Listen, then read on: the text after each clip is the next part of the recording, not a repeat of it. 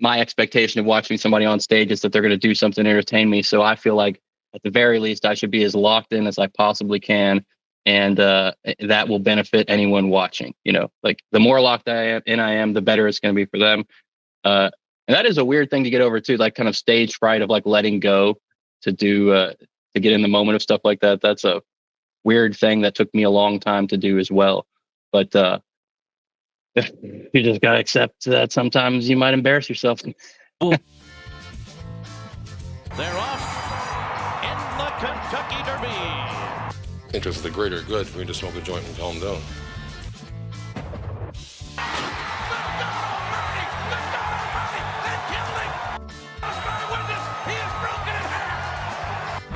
I am the greatest. He'll fall an eight to prove that I'm great. And if he keeps talking Jack, I'm going to cut it to 5. Welcome back, everybody, to another episode of the Ville Chillin' Podcast. Today, we're bringing back a guest we talked to over a year ago now, I think. And honestly, I got to ask, because I didn't do it the first time, is it Christ McConnell? Christ? Okay. Yeah. Christ McConnell. Like the bass player from Nirvana. You know what I'm saying? Okay. I just wasn't sure, it's with your art and everything. The first time I said it, I kind of thought that was probably it. But I just didn't know, man. So I wanted to go ahead and ask that just for the spelling sake. I had a lady at a show come up to me and she was convinced it was a sort of Marilyn Manson type thing. She's like, "'Cause you're like Christ and like Mitch McConnell." Awesome. And like, I was like, yeah, sure. Yeah, that's great. I love that. Whatever people want to say. So yeah, dude. Yeah. I know last time we talked, I said Chris, but then I wasn't really sure. And I guess I didn't really ask last time. So I wanted to make sure. Call me whatever you want to call me, my friend. I got many names. I'm not afraid to have a couple, Yay. Whatever works. Things, I'll tell you that much. Right. So yeah, man, it's been a long time. Like we said, about a year we're coming up just on a year since you released the last song we talked about, though, right? The Ars Diaboli. And like we were just saying before we hit record, 13 instruments for Friday the 13th show.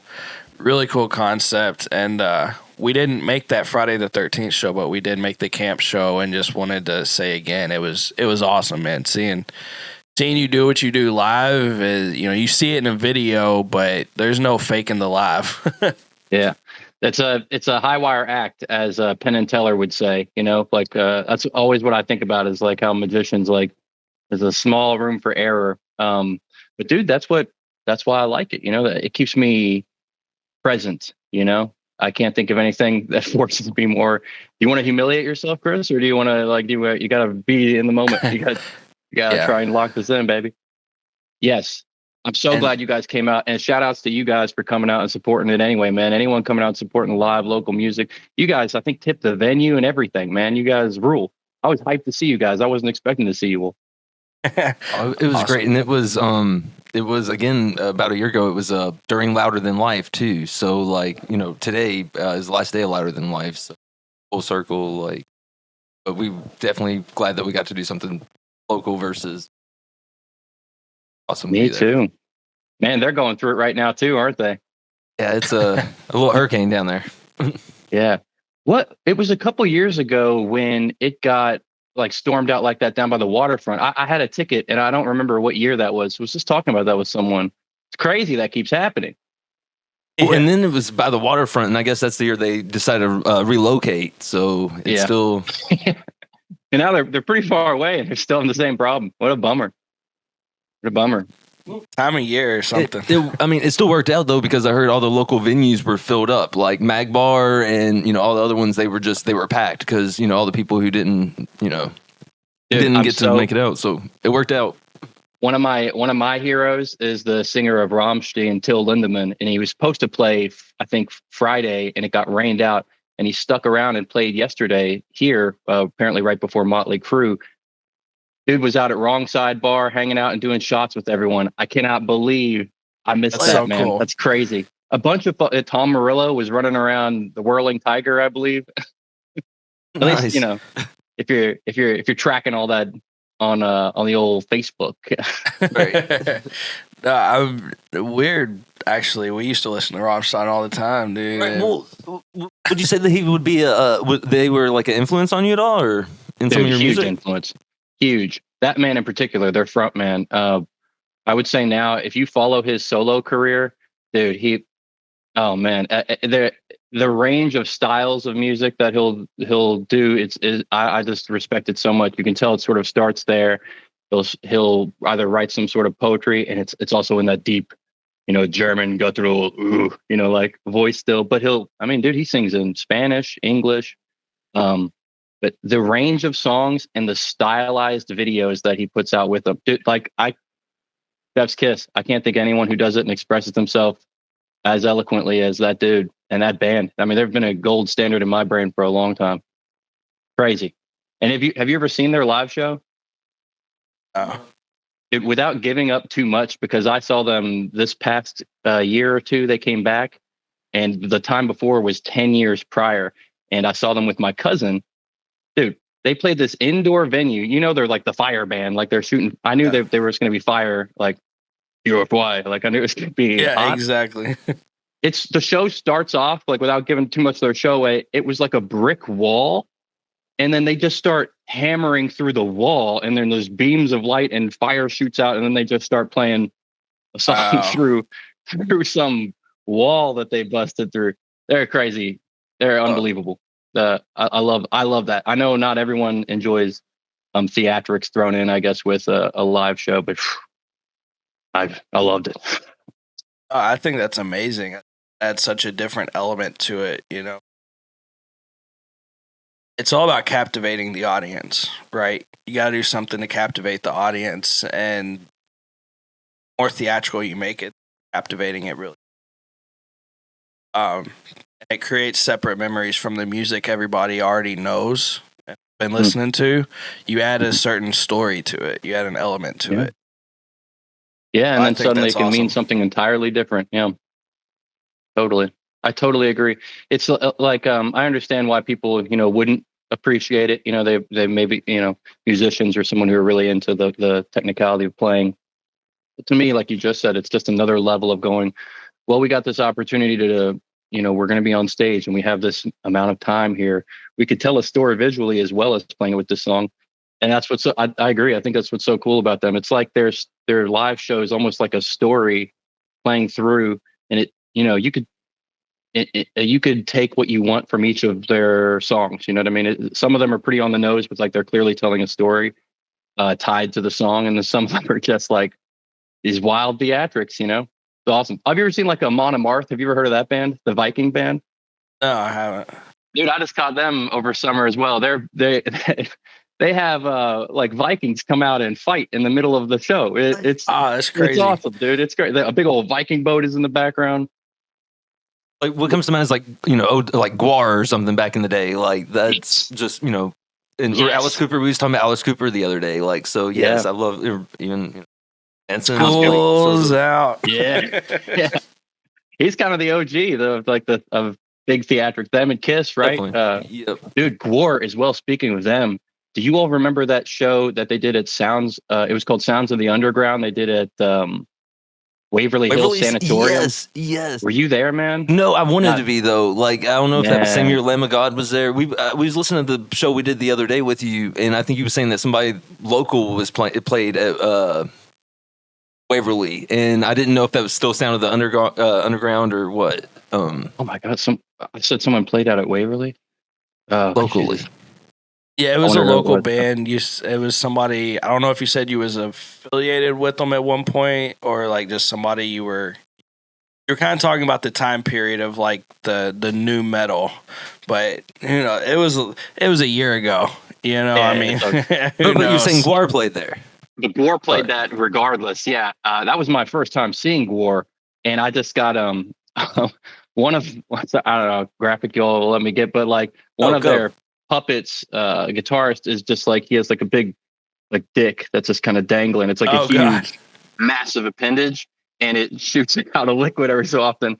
I was in the front row. I was just getting just directly hosed by this space penis. Oh god.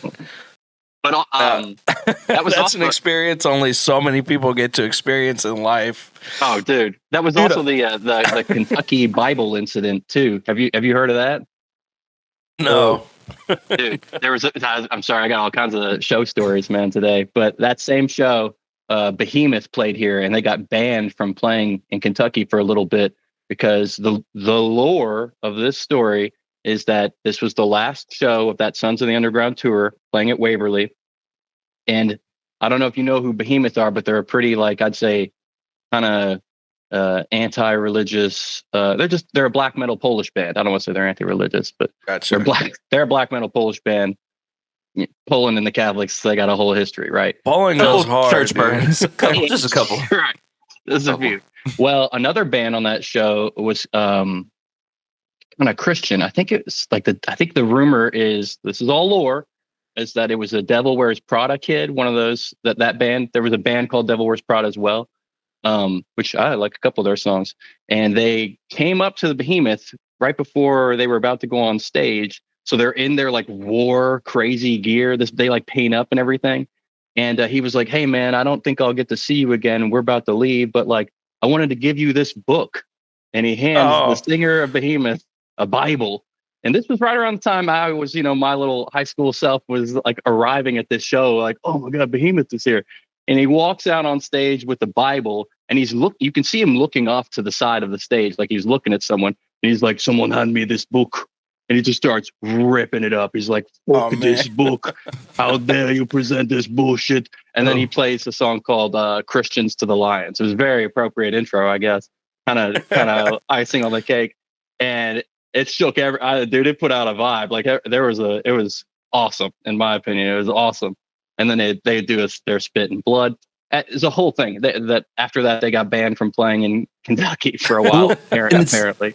And it's so ironic because, if anybody knows the area, Waverly's right at the bottom of the hill, right there on Dixie, there's a giant sign that says Jesus is Lord.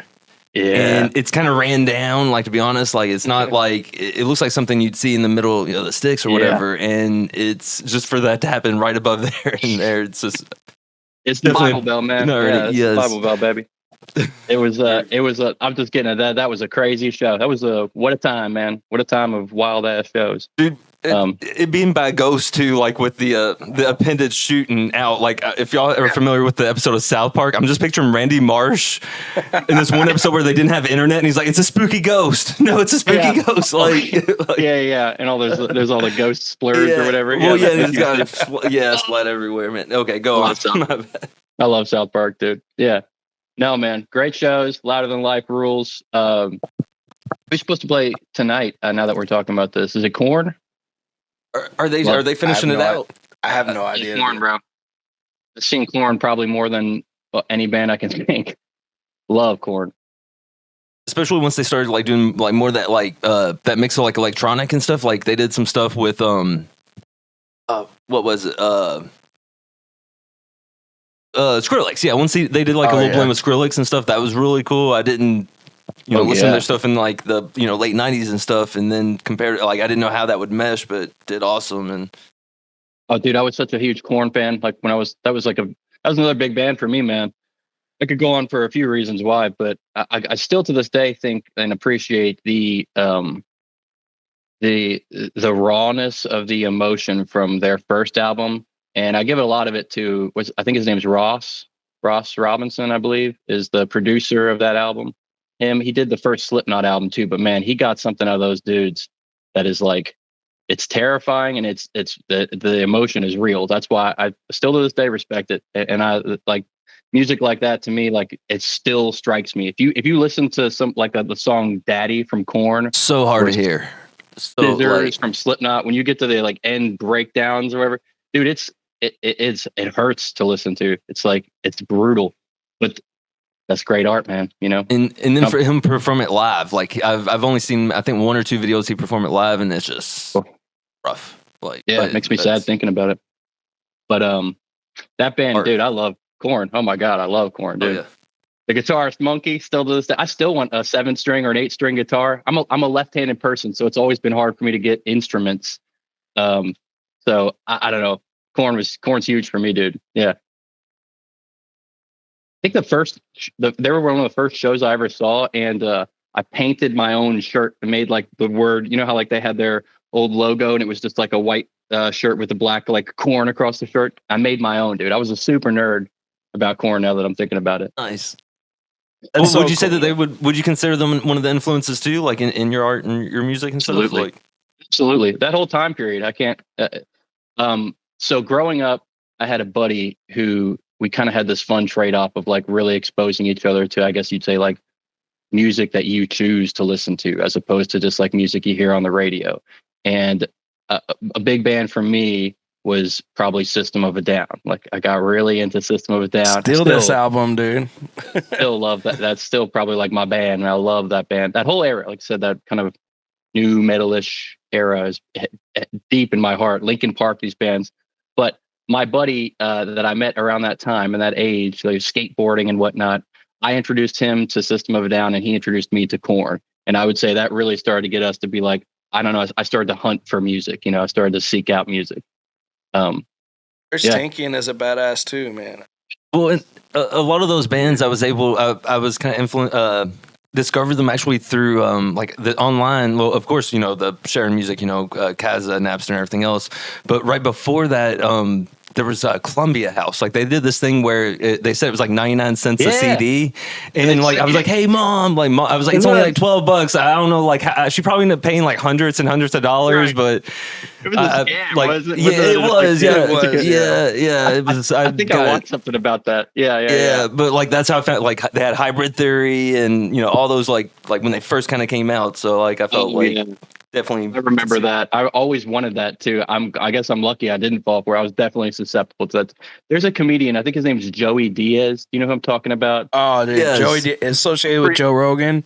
Yeah.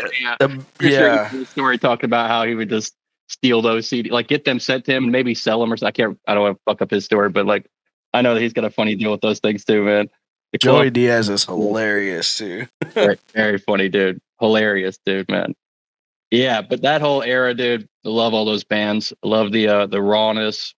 I like that the focus was on the structure of the songs, and the clarity of the story they were telling.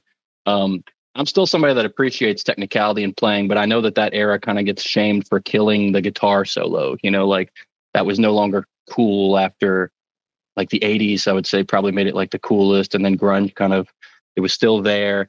But new metal kind of crushed it when it became a big thing. But that being said, like the focus became about like the structure of songs, and there's still so many of those songs from that era that you could throw on right now and are still like, awesome, awesome. And the younger generation seem to gravitate to this stuff too, man. I think that's pretty cool. My faith has been restored in some of the youth because they have access to everything. Like we didn't have access to everything. You really had to seek out music that you wanted growing up. Like you heard about it from someone or something. Had to get it burned on a CD, like what we were talking about, trading CDs, all that stuff. It was very we got lucky and we started to get Napster and Kazaa and all that stuff where it was peer-to-peer sharing, and you could kind of find what you wanted to find without having to pay for it. Now, dude, just having access to anything you want at the tip of your fingers, it's really cool. This younger generation is like, I wanted to say that they were all retro, but it's not. It's just like all things that we already consider great in culture, and they get to pick up and like have. And I think that's pretty cool, man. Very cool. Makes their taste really already broad, already right off the bat. And I think that's really cool. For one, I think it's cool for two reasons. Because last time we talked about the brevity of the internet and having access to the internet in a totally different way.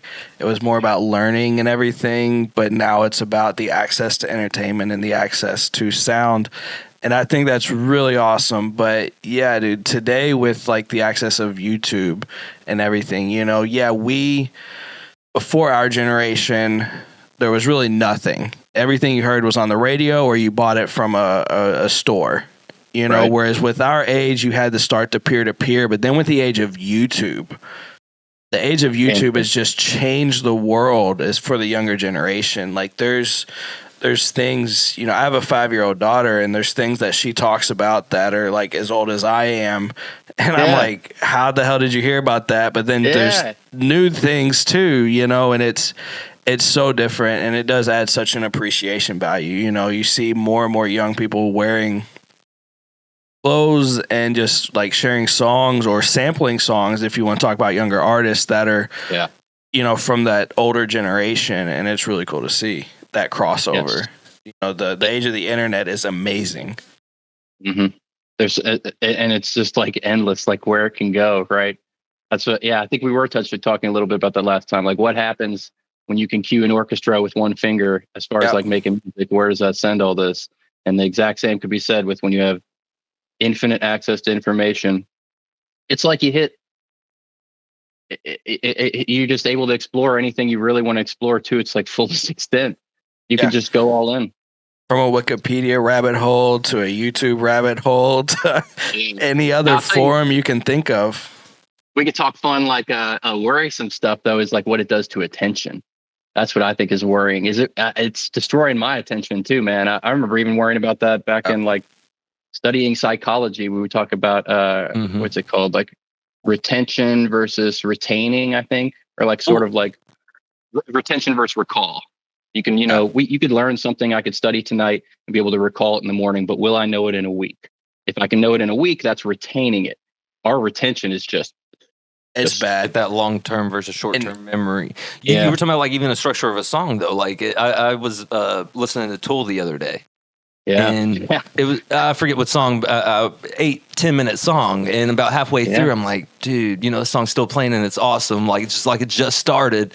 Yeah. And you don't have that anymore with the way that songs are structured with... It's like 3-minute songs. Yes, well, 3-minute songs with about 2 or 3 repeats to where really it's maybe a minute song, you know, like twice, you know, if you really think the way it is, because they're made for kind of like TikTok, like is what's happening. I feel like a lot of that has to do with the platform in which that they're being presented, because you got to think like music whenever a music video first came out, you know, that's when I feel like they kind of shortened from that 10-minute, you know, like solos and stuff more towards the 5-minute, you know, because we have to have a commercial before, we have to have a commercial after. But now with everything being, you know, more so online, well, we need a commercial every 30 seconds or, you know, minute. So it feels like that's why that it's structured that way, and the art's kind of following by in some cases. Like, what would you think about that kind of? I totally agree with you, man. I totally agree with you. We could go deep in on that, dude. I feel like if you go back into like music history, most songs were about 3 minutes that were like your top 40 songs or whatever. And I'm pretty sure there was a Beach Boys song that was like 6 minutes. And it was like one of the first songs that was longer in like a top 40 setting, and they let it in. And that kind of opened the door to these prog bands starting to like go like, let's do 10-minute songs, fuck it, you know, like, and like I'm thinking and stay in the movement. I'm thinking Iron Butterfly and Agata Davida. It's a whole side of an album.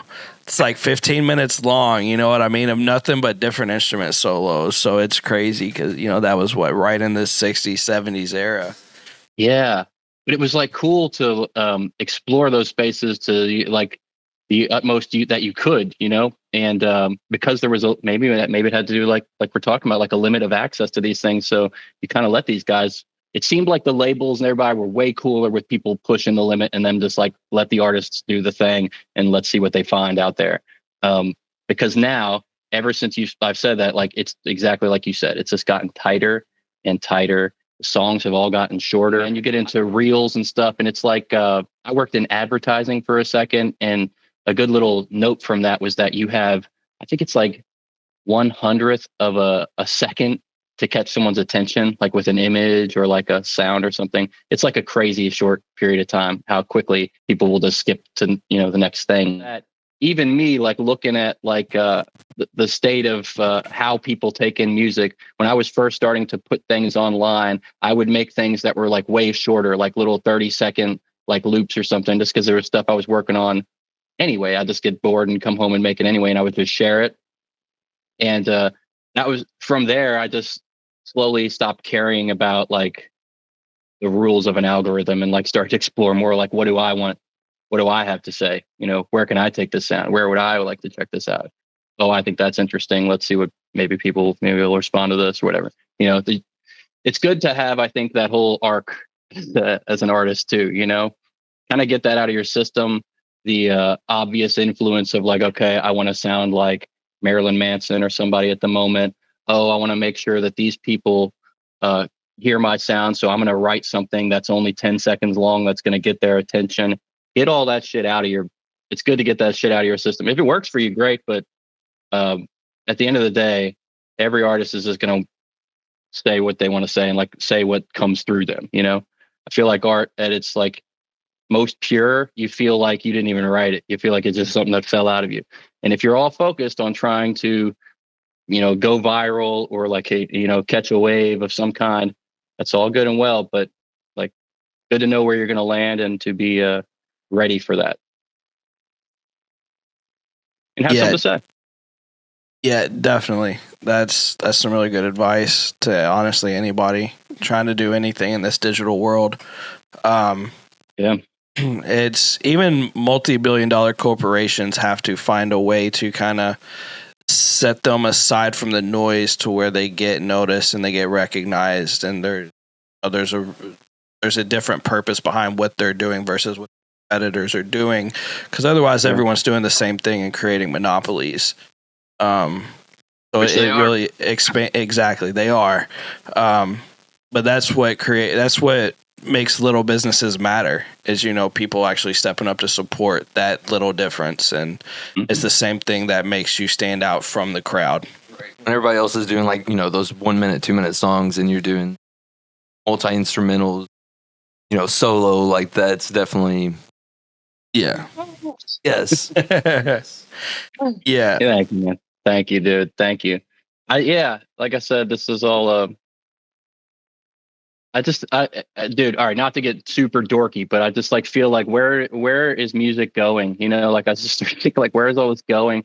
And I hate to say this too, but think about this. When you look at the top 40s now, how often do you see a band in the top 10? Like very, there's a couple that keep popping up. Country's popular right now. There's certain types of people that appreciate live music, but overwhelmingly it's an individual artist. And I don't know how I feel about that. Because I love bands. I grew up playing in bands and jamming and whatnot. Since that's what it is, how far can you push that? Like I said, from the ground up, I was like, I want people to still appreciate playing instruments. I think it's important and I think it's cool. I think it's cool to be able to play a bunch of different instruments. But then you still got to have something to say. And what kind of stuff do I think is cool to say? I don't see a lot of like rock star energy or like I guess alternative type vibes in like a single artist, like an individual artist. I don't see that anymore. You see a lot of poppy, very like created for algorithm type artists in playing songs that you can tell were written in a room by 20 people. And I'm not bashing that. Once again, I'm just saying this is America, baby. This is freedom and individuality. How far can an individual go, especially as an artist? So I try to take that sonically and jump back and play and mess with all sorts of instruments and find stories that they tell me or whatever. And then I try to tell them however they come as best I can with whatever abilities I got anymore. Because it seems like another rule these days is that you got to be able to do everything. You got to be able to, from the front of the camera to the behind the scenes camera to the business side of everything. That's the starting ground now. So, yeah. Well, but I do think one thing that's different about what you're doing. Sorry for No, ranting. it was awesome. No, it was awesome. The difference between what you're doing is everybody else is hiring people out. If you hear multiple instruments in a song, you're hearing them hiring people out to come in and play those instruments. Or if you're hearing, either that or they're pressing a button. And being able to do everything yourself nowadays is different than what you do because you're actually playing all those instruments yourself. Whereas you can do, the marketing and stuff by yourself and things like that, but you're actually playing. When you said you played 13 instruments, you played 13 instruments. And I think that's important for this story because, we saw it. It's not like you're just saying it. We saw it at camp. We saw you play 13 different instruments on one live loop. And that's Yeah. so And it different was a than anything like, else. the performance too, like it was And there was flair to it. Yeah, yes, there was flair to it. like, even though like it was just you with some instruments and like a backdrop, like you made it like as theatrical as you could be, like in the best way possible. Sure. Like Thank you. it was Thank you, dude. intense. Thank Like loved it. I And always it just joke that it's obvious that I'm compensating for something, right? no, it goes back to those influences we were talking about, though. You know, making a theatrical nature out of a live show, especially. Yeah. That's just one more thing you're doing by yourself, which Yeah. you're putting on a whole show by yourself. So you definitely recognize that, because that is. Most people have teams doing that. Like you're talking about top 40 lists, they have whole teams doing it. And I mean, you're putting together a whole package, you know, by yourself. You're playing the instruments, and especially with the looping, it gives you the opportunity to play so many live instruments that end up in a song. For anybody who might be new, why don't you introduce yourself and how you got into just the looping and like introducing the looping station and stuff like that? What's that like? Yeah, sure. Well, my name's Chris McConnell. I use a loop station to basically build a song up from scratch right in front of you. I always say everything you're going to hear live from me, everything you hear is going to be performed live, like right in front of you, using a loop station. I started doing this, man, back when I was a teenager and would just, loop in my bedroom with a guitar, kind of learning songs. And then progressively, I played through in many types of bands throughout the years, and would use a loop station sometimes to supplement, to be two guitars. I've used it to play bass before too, to do like bass layers. And then over time, regardless of what band I was in, I would still be doing this every night anyway. And I started to get curious about more and more instruments. And then I progressively started to bring them in and was like, I think I could add all these in on these loop stations. And, I was very, like you said, we got YouTube. I'm very fortunate to take in as many influences as I could musically, and other people who have explored spaces like this before too. And started just making, well, basically, like I said, like a sort of like a minute or a 30-second little thing every night, just to kind of challenge myself. And then I started being like, I should share these. I might as well share these. People might like these. And just started evolving from there. It's being like, I should go ahead and make full songs. Why not? I like you. Why wouldn't I do that? Why wouldn't I? It happens very, very organically. The whole thing happened very organically. And then, like we're saying, man, I always think it's important to play live. I don't ever want to lose playing live. I'm a theater person. I'm a performer too. Like, I like performing. And I think getting to experience it live is a whole thing too. Yeah, you were mentioning Tool. And Tool is one of those bands early on. I remember hearing them say things like, have you ever seen a picture of the Grand Canyon? And then they're like, yeah. And they're like, it's not the same as in person. And you're like, oh. And but if you ever watch Maynard Keenan, you ever see those bands play, dude, they are so dialed in. It's awesome. So if I'm going to get up on stage and, my expectation of watching somebody on stage is that they're going to do something to entertain me. So I feel like at the very least, I should be as locked in as I possibly can. And that will benefit anyone watching. Like, the more locked I am, the better it's going to be for them. And that is a weird thing to get over too, like kind of stage fright of like letting go to do to get in the moment of stuff like that. That's a weird thing that took me a long time to do as well. But you just gotta accept that sometimes you might embarrass yourself. Well, what comes to mind? One, like the experience, yes, like definitely, like being there, like. One thing, like, we could probably like record all your stuff, and I don't think it would ever give a justification there being live. Like, when you're there, it's an experience. But also, like, we since last time we've talked to people about like improv, like with Stefan of Improv 502, and what comes to mind, like your performances.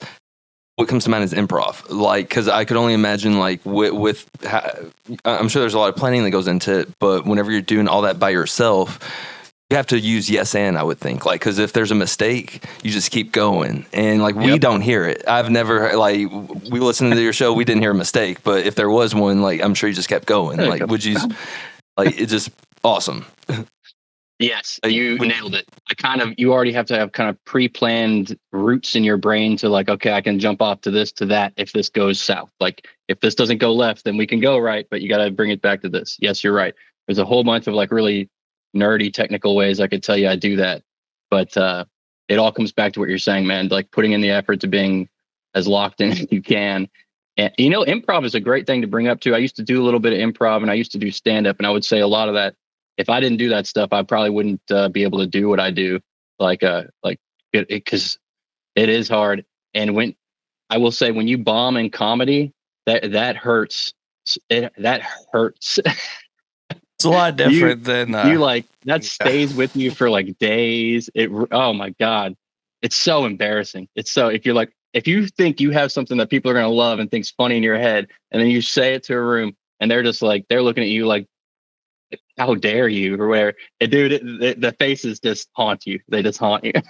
And it's a valuable lesson. I say all that because it's a real quick allegory, like story too.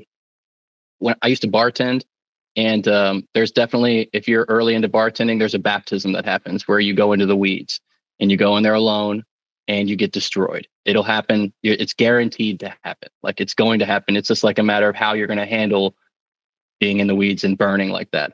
All that stuff, I would say, is like a similar experience to like that on edge feeling, or that feeling of crashing or bombing or whatever. That stuff is so good and can be used as fuel to basically, I guess, protect your honor, right? That's kind of what it is. Like, you're putting it out there on the line, and you're trying to protect it as best you can.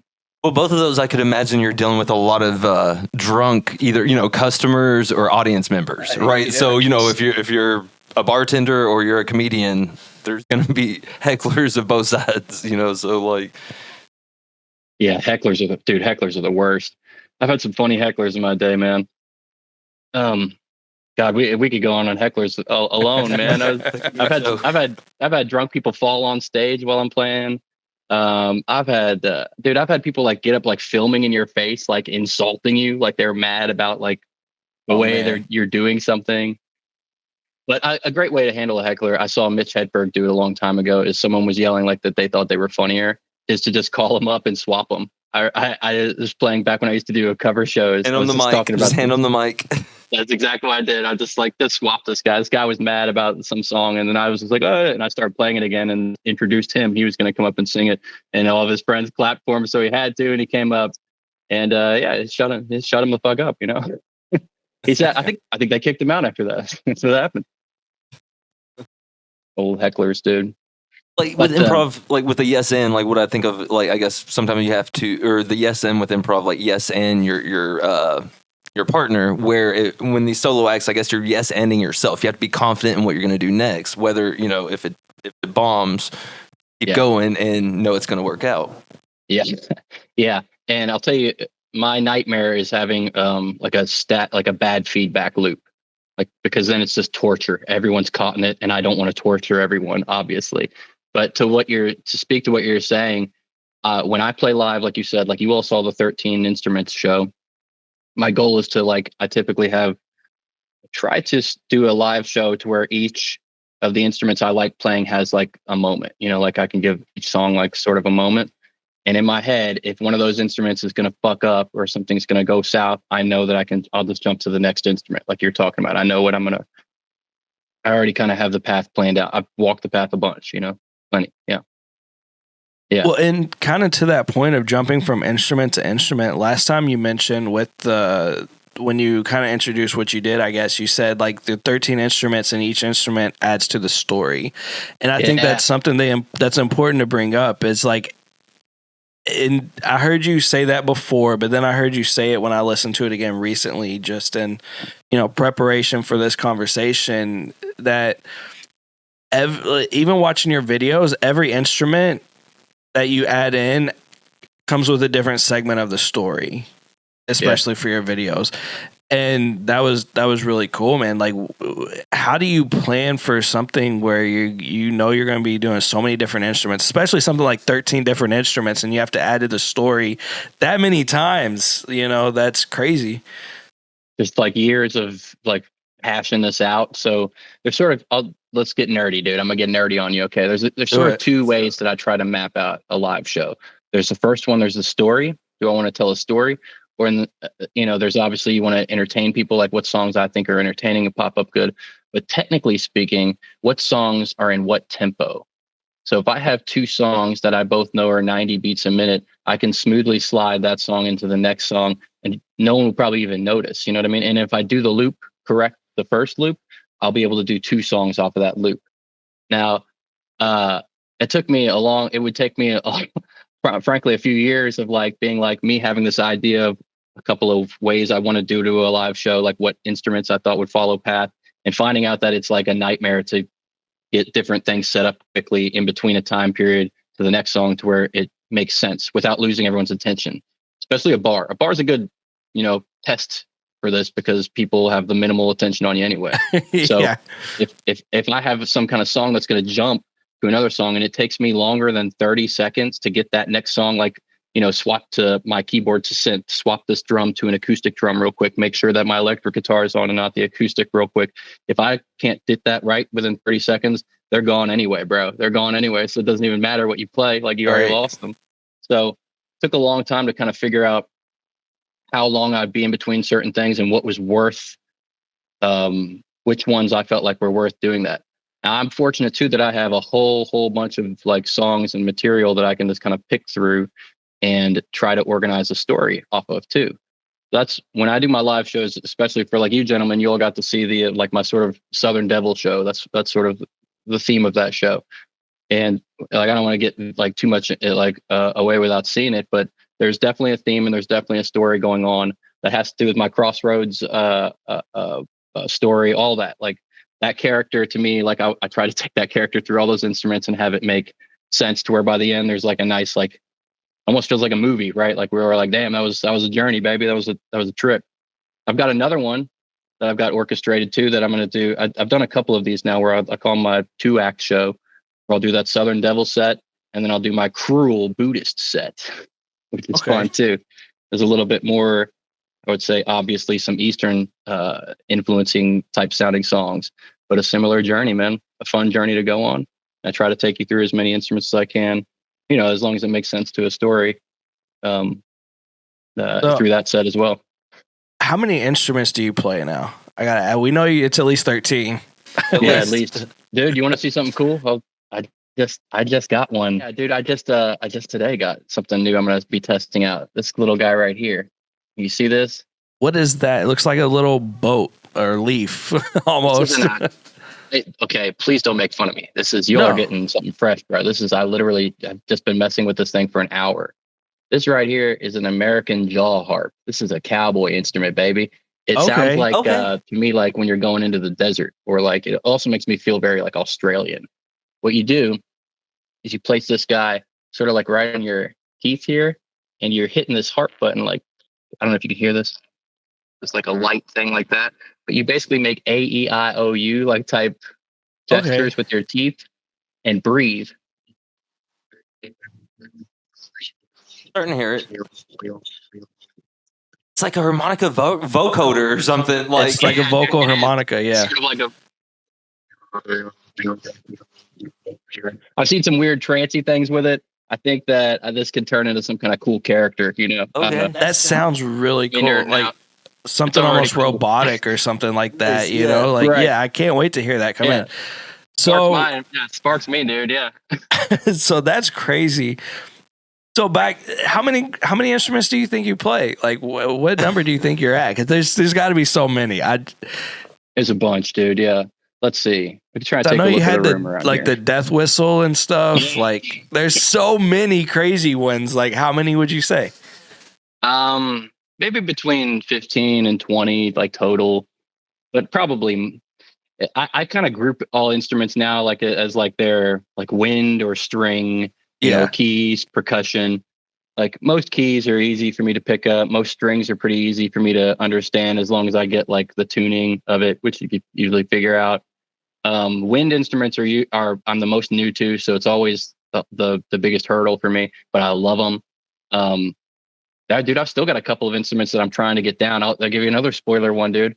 My brother got me some bagpipes, and I just haven't felt like punishing my neighbors yet. Like that's really all. It's like trying to play the violin in your parents' basement or something. Like, if you're trying to learn that, then it could be rough. I love that Shoots and Ladders song from Korn, dude. Just to be able to like do that cool walk up with the bagpipe. Oh man. Dude, being of Irish heritage, like the whole UK heritage, Irish, Scottish, I could definitely appreciate some bagpipes. Oh yeah. I'll get there eventually. And honestly, something like the, that, a whole bunch of instruments. Yeah, that's crazy. The day you play bagpipes in a live show, I gotta be there because that's one to set up and like try to get in position for, because it's a big beast, right? I mean, dude, that's what I didn't understand about bagpipes. It's a lot to take on. You have to like I mean, okay, like I don't want to explain bagpipes, but basically you have to fill that bag up first, like with your breath, and that's what you're doing. You're blowing in it to fill the bag up. You just kind of put pressure on your arm, and the windpipe right there is what's making the notes below. You're basically just playing like any wind instrument, really, but you're squeezing it and you're blowing it to fill it back up for your like next note. So the continuity is basically how full it is and how long you could squeeze a note to keep it going. But it's hard to get it filled up, man. It is. Yeah. It would be really hard to do live. I would have to have that like bad boy like queued up. You know what I mean? Like that sounds that somehow. Pre-pressure with like a CO2. It sounds way worse than like tuning a guitar, though. Like tuning a guitar, just up string breaks, fuck, But there's so much that could go wrong. You're right. There's so much that could go wrong. Like, do they pop? Like what? Oh, maybe. That could be a YouTube rabbit hole, dude. Yeah, pop the bagpipes. That's just so crazy, man. And again, shout out to you for just doing so much, playing so many different things. Like true dedication, for real. Thank you, man. That's the only word that comes to mind. Especially because I think last time we talked, you kind of mentioned the fact that sometimes it can take like 2 to 3 years to make a whole project come to fruition where you're ready to release a video, right? From the live loop and everything. How do you manage projects for so long? And have you ever thought about like scrapping a project just because? Yes, whatever. And I have, unfortunately. A lot of the time, a lot of the ones I've scrapped have just been because I couldn't get the other pieces together. There's usually some song that got destroyed, like sadly. But most of the projects, I try to release everything to the public in the order that I wrote it, if that makes any sense. So the stuff that you're hearing is stuff typically that I put together now at this point, maybe 3 years ago. Yeah. I think I wrote In Time 3 years ago, like the next one I'm going to put out. And that's sort of that gives me when I first thought about putting stuff out to people, I knew that I would need a cushion, because I see people like beat their head against the wall because they're like, I don't have something to put out by Friday and I got to do it by Friday. And, not saying that having your back up against the wall isn't bad for creativity. It can be very good for creativity, like putting yourself on a timeline. But for me, I try to let the songs happen as organically as possible, like this, whatever comes through, whatever instrument's working. And then I'll take the time and think about what story I want to tell over it. And I give myself about a 6-month space between when I first started, like of when I put stuff out, and videos I kind of pre-built into like, okay, I've got like a little bit of a small library, so I can always have a cushion to work in between. What's happened is that cushion has gotten bigger over the years because I kind of started putting things out a little slower to push them a little more, to try and not to skip over them and have them get lost in a wash. So how I manage it is I literally go to what's the next one that I did, what's the last loop that I recorded? And it's funny you say that. I'm working on one right now. That's the next thing that I have. You guys like David Lynch? Yes. Yeah, that's he's a director. Like 70s. Like was it Eraserhead? Yes. Lost Highway. I love David Lynch. I'm a big fan of David Lynch, and he's big into transcendental meditation, which is like you don't have to get nerdy into. But Andy Kaufman, TM, dude. Yes, so many of them. Like everybody I used to look up to, like growing up, like they all like praise that. Dude, he espouses that like to where it's just kind of like allowing the space to let ideas come to you. And David Lynch espouses transcendental meditation, but when you get to the root of that, it's just sort of creating emptiness in your brain and space to just like let ideas kind of bubble up. And I try to do like what he says and just collect good ideas. Like when you get a good idea, just take that shit, write it down, put it in a fucking notebook. That idea may be something great that you are super inspired by and you make right then. Sometimes those ideas come in and I realize, oh my God, that's the key I've been missing for this other thing. And that's exactly like how you're describing, like how something just comes together. It's just sort of piecing together ideas. Songwriting, all this stuff. Art, at least for me, it's kind of, that's the generic process, right? Just grabbing things as they come and based off of whatever opportunity I've provided myself, either musically or creatively. If I've set up some kind of scene, directors and stuff, like if you look at making a movie, think of it as like you've got your script, you've got your lock script, you know exactly what you want to do. If you've got that, that's great to have. But on the day, the light might be a little different and you might notice something like, oh my goodness, we should capture that or whatever. Take it, dude. Take it.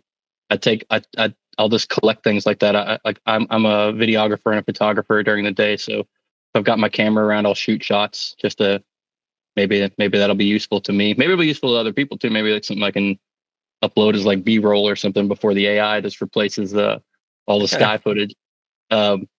AI can't even draw hands. Let's be real. They still need some time. Man, that stuff is getting crazier and crazier though, man. It's pretty wild. It is. It is.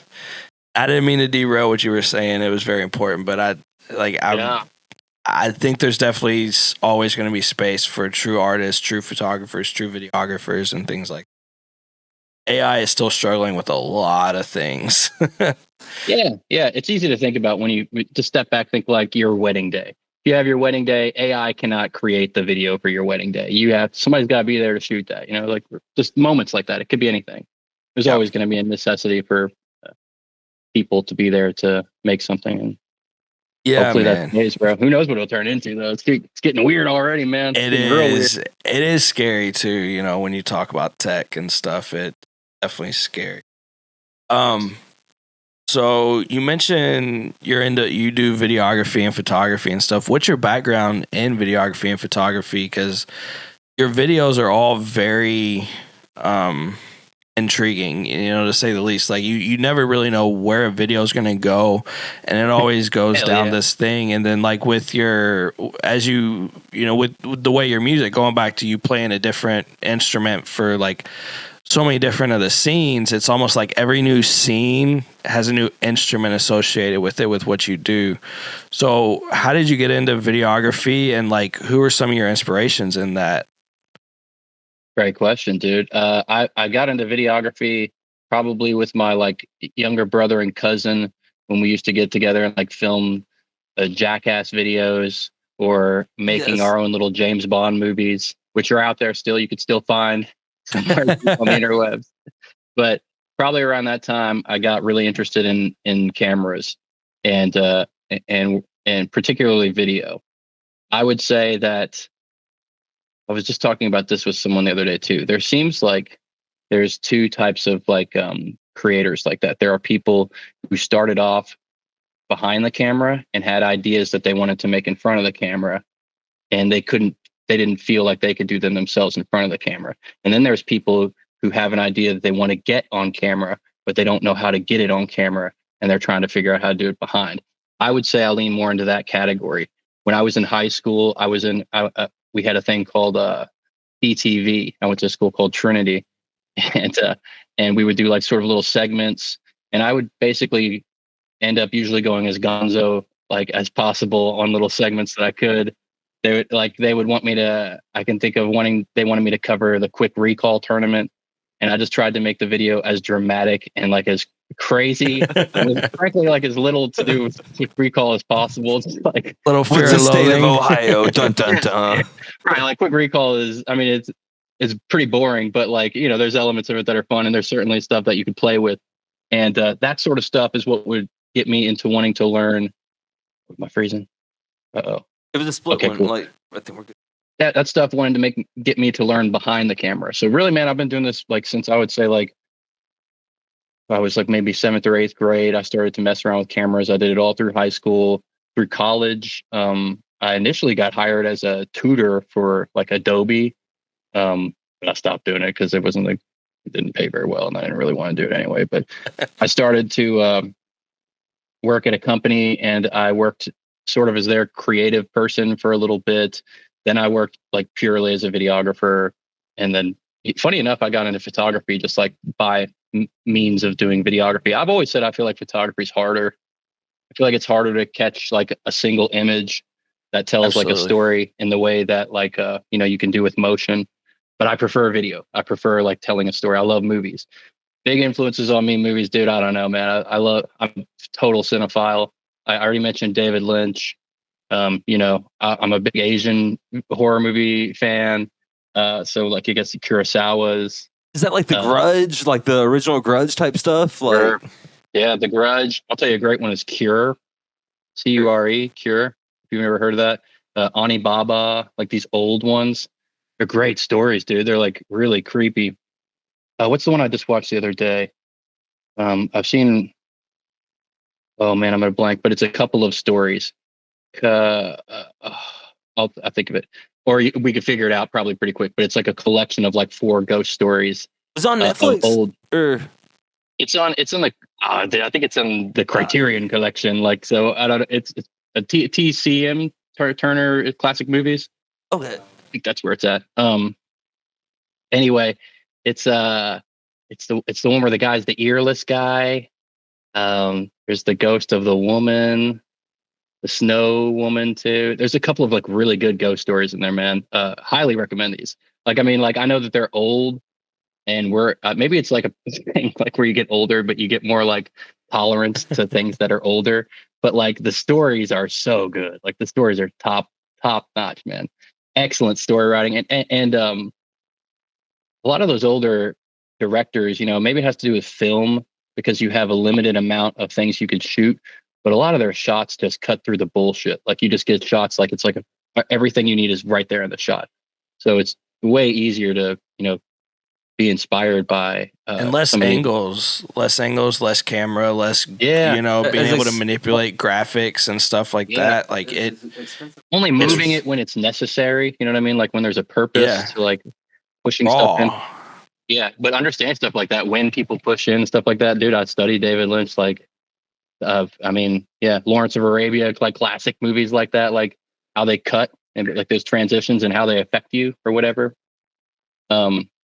And then of course I would recommend to anyone. This isn't necessarily a director, but I guess knowing the hero's journey. What's that Joseph Campbell book?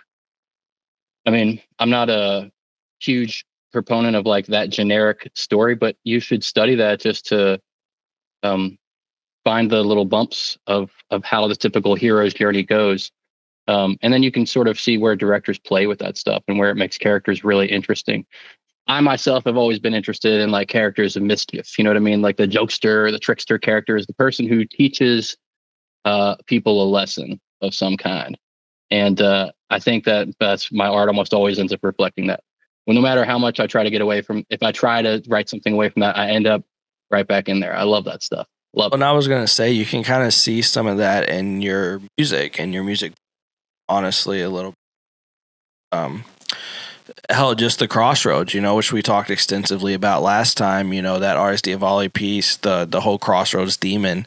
It's obviously like there's a little bit of a trickster notion there in a way, because obviously one person's getting away, or one entity is getting a much better deal out of it.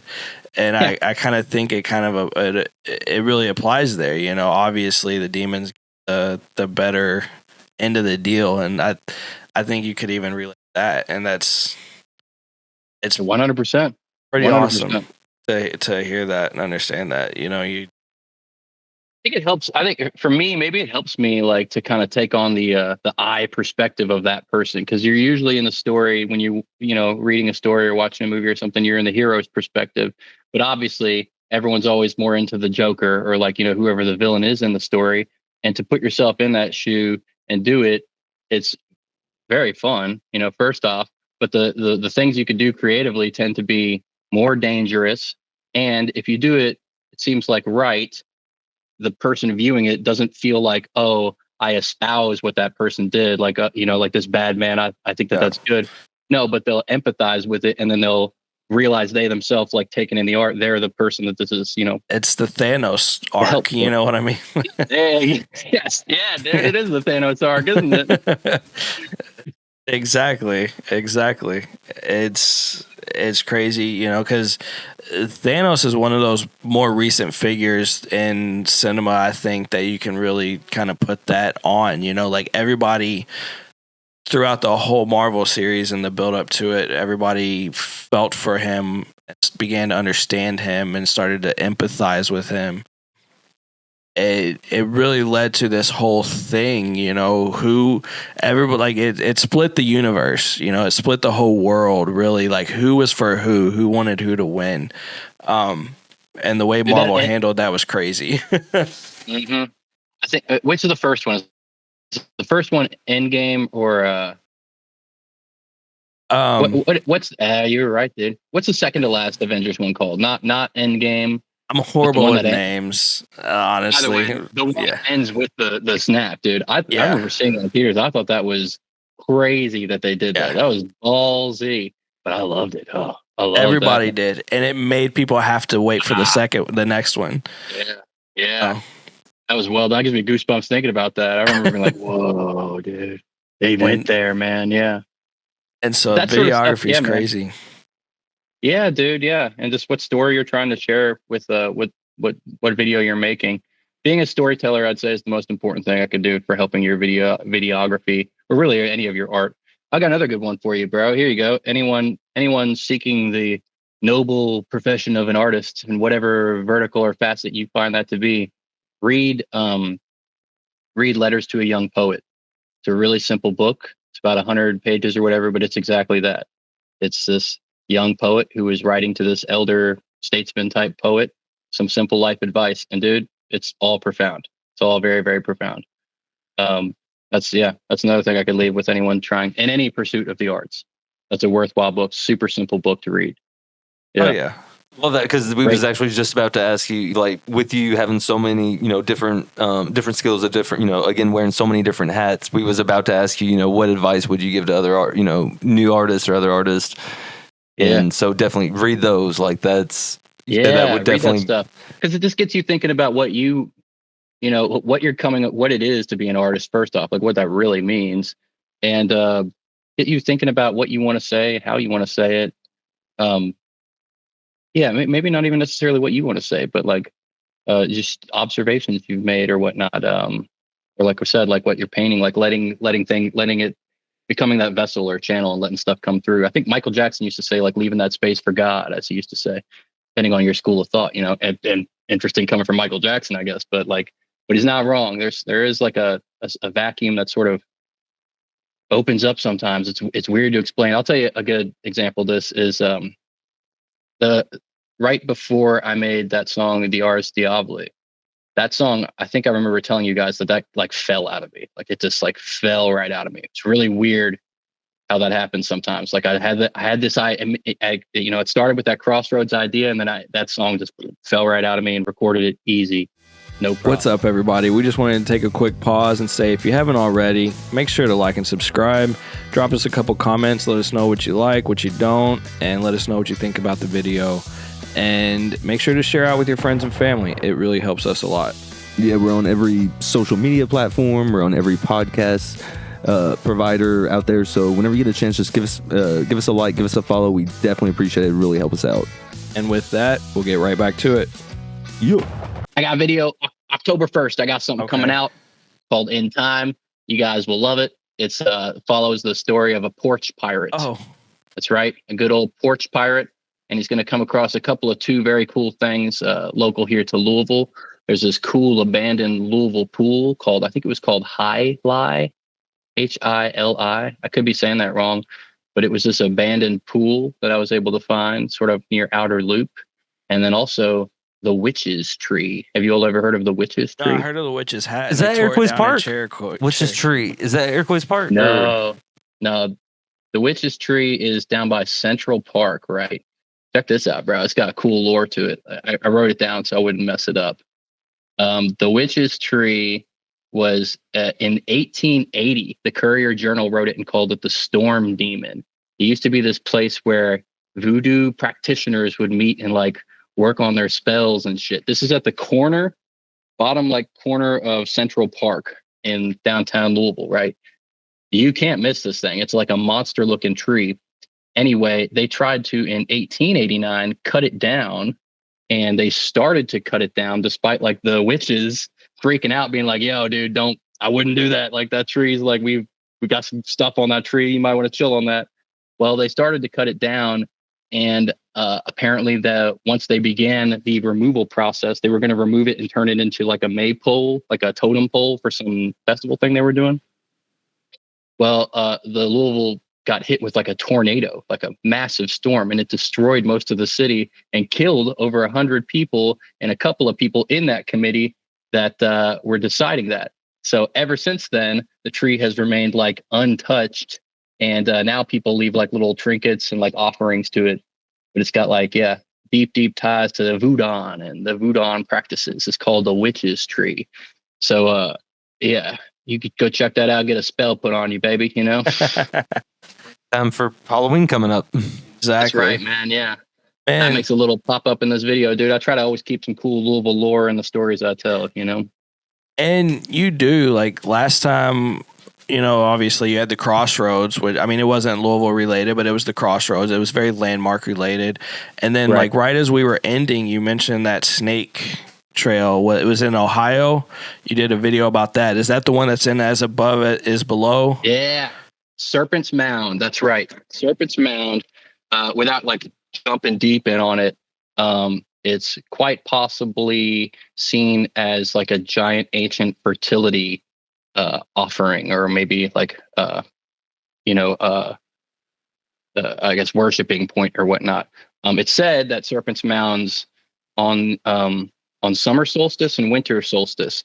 Summer solstice, beginning like crop season, essentially, the snake's mouth is pointed directly to the sun with the tail pointed to the moon, like perfectly. There's a whole bunch of like fun. That's so cool. That guy that has ancient civilizations. Not Richard. I was gonna say Richard Dawkins, but he's the atheist guy, right? Can't think of his name. He's a doctor. I can picture him. He talks Graham Hancock. He's always mad at the so-called skeptics. Yeah, he's great. He's great. But he's convinced that location may be way older, leading to like a way more ancient civilization.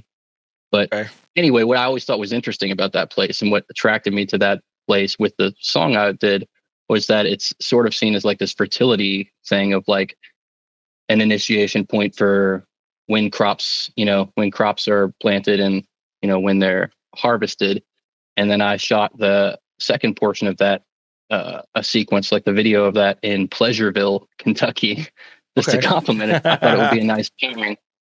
Somewhere like with like kind of utility, and then the other half of that, right? Like the other half of exactly of creating life, if you will.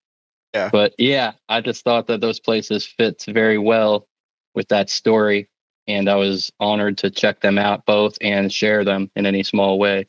Anyone should go to those places and appreciate them. They're really cool, and there's so many more cool, weird places around here. I love weird like locations and oddball history, Atlas Obscura stuff. Yeah. Big fan. It's so cool, man. It's so cool to see that everything we talked about before it's the same a year later. And one thing we did want to say, we didn't really get a chance, but thank you for reaching out to us the first time when you did. Because man. We hadn't done any kind of interview stuff before then. We had wanted to. That was our main goal, but we might not be where we are today having talked to as many people as we have if you hadn't done that. So definitely appreciate you. Thank you for kind of kickstarting that journey for us. Yeah, dude. Because chase them dreams, baby. Chase them dreams. That's right. Exactly. And I mean, but you know, it was different having you reach out and be like, hey, I got something for you guys. And instead of us having to reach out and feel, some type of way about reaching out, and now, we've talked to so many people, like I mentioned a little bit ago, the Via Calori, we're festival partnered with Via Calori. We just talked and released an episode with KD and Demi, who did the Mao Kentucky Home Song. I saw that. Yeah. Demi's a Villbilly, right? Villbilly, yes. Demi Demery from the Villbillies, yep. It's a Villbilly. That's awesome, man. That's so, awesome.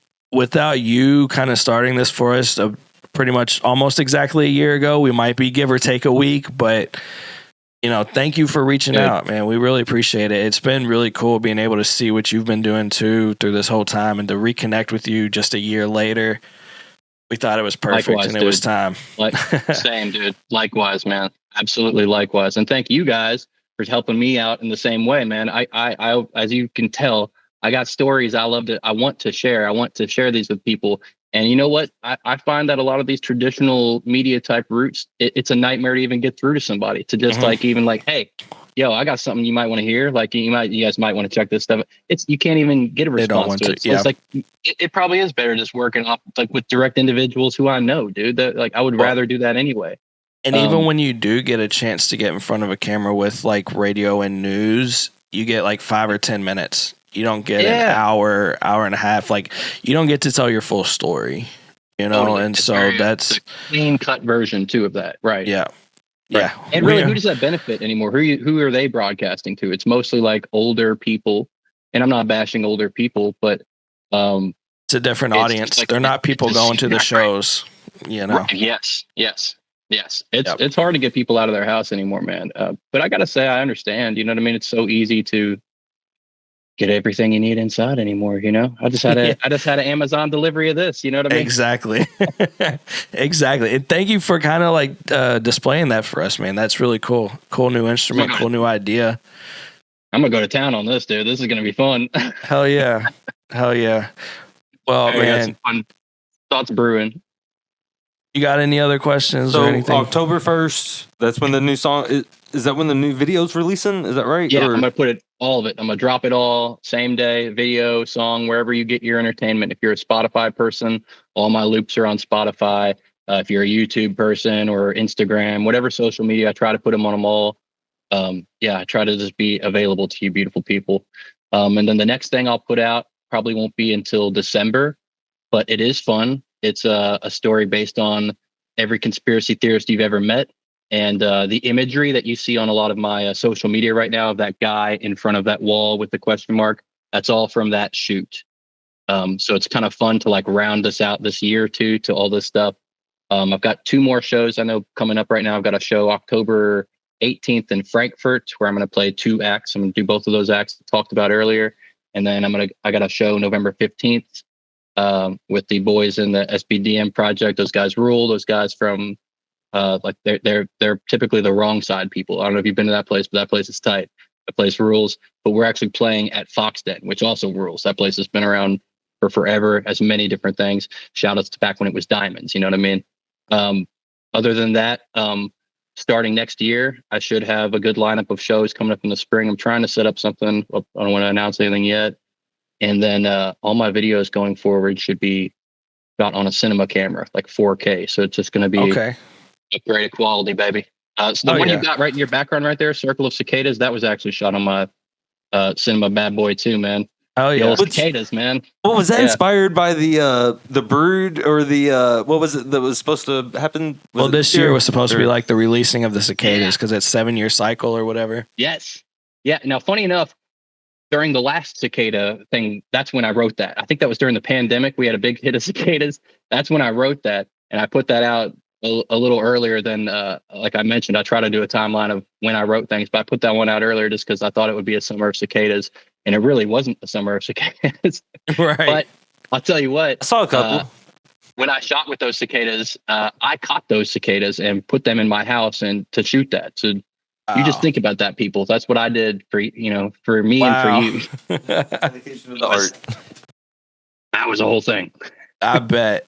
Yeah, that's some dedication for sure. It was fun, man. Dude, you guys rule, man. Thank you guys so much for always doing this, dude. Like I'll do it again anytime you guys want. Of course, man. We'll definitely be in touch, as we move through this and see more things released. We, at least every year, I mean, at this point, it's a tradition, right? Hopefully sooner. We're definitely going to try to make at least one of those shows. Hopefully both. Yeah. Yeah, for sure. Yeah, it is. It's a good spooky season tradition. Yeah, I would say try to come to Fox Den, man. That ought to be a good show. I know that there's some other good acts on that show too. And then I might have another one pop up. We'll see. We'll see how the rest of this year pans out. For sure. But regardless, I always tell people, if you're a fan of what I do, I got plenty coming out. Just stay in the cut, baby. I'll keep stuff coming.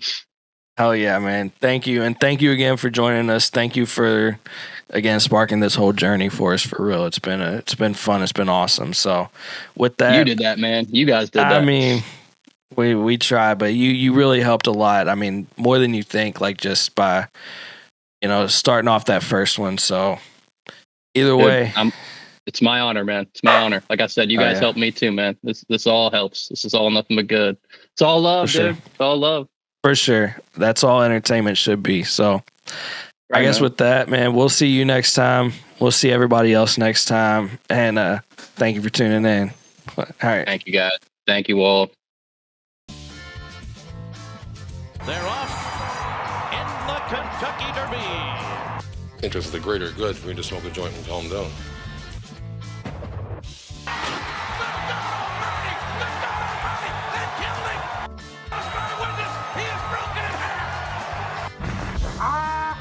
Greatest. He'll fall an ace to prove that I'm great. And if he keeps talking jive, I'm going to cut it to 5.